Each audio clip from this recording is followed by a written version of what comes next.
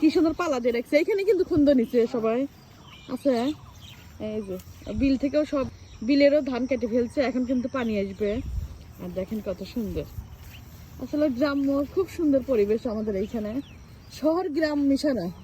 ওই সামনে দিয়ে ওইখান দিয়ে রাস্তা, আর এই যে আমার বাড়ির সামনের এরিয়া, বিলে পানি আসছে।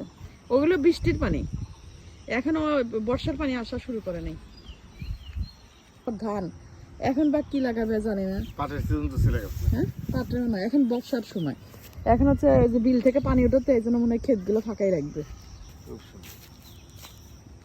ছিল লিচু শেষ, আম শেষ, এখন কাঁঠালের সময়। যে গাছে গাছে কিন্তু অনেক কাঁঠাল। এই পাশে পূর্ব পাশে বিল, আর পশ্চিম পাশে পুকুর আছে।